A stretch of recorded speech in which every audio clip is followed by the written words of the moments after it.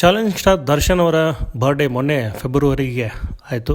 ದೊಡ್ಡ ಹಬ್ಬದ ಥರ ಅಭಿಮಾನಿಗಳು ಸೆಲೆಬ್ರೇಟ್ ಮಾಡಿದರು. ಅದಾಗಿ ಎರಡನೇ ದಿನ ಅಂದರೆ ಫೆಬ್ರವರಿ 17ನೇ ತಾರೀಕಿಗೆ ಬೆಳ್ಳಿ ಪರ್ವ ಅಂಥೇಳಿ ಒಂದು ಕಾರ್ಯಕ್ರಮ ನಡೀತು.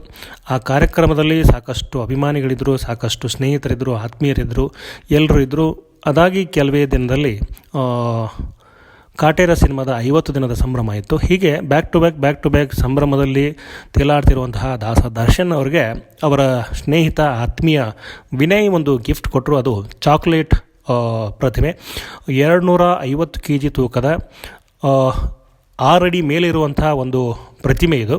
ಈ ಪ್ರತಿಮೆ ನೋಡಿ ಸ್ವತಃ ದರ್ಶನ್ ಅವರು ಬೆರಗಾಗಿರುವಂಥದ್ದು, ಥ್ರಿಲ್ ಆಗಿರುವಂಥದ್ದು, ತುಂಬ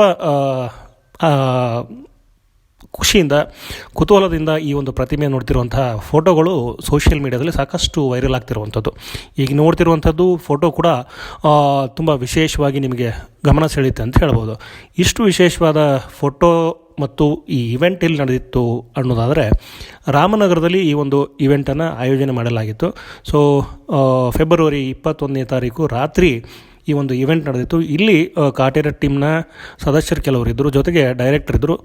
ಒಂದು ಕಡೆ ದರ್ಶನ್, ಇನ್ನೊಂದು ಕಡೆ ತರುಣ್ ಸುಧೀರ್, ಮಧ್ಯ ಆ ಒಂದು ಬೃಹತ್ ಪ್ರತಿಭೆ. ಆ ಥರದ ಒಂದಷ್ಟು ಫೋಟೋಗಳನ್ನು ತೆಗೆದು ಖುಷಿಪಟ್ಟಿರುವಂಥದ್ದು ಇಲ್ಲಿ ಕಾಣಿಸುತ್ತೆ ಅಂತ ಹೇಳ್ತಾ ಈ ಒಂದು ವಿಡಿಯೋ ನೋಡಿದ್ದಕ್ಕೆ ಎಲ್ಲರಿಗೂ ಧನ್ಯವಾದಗಳು.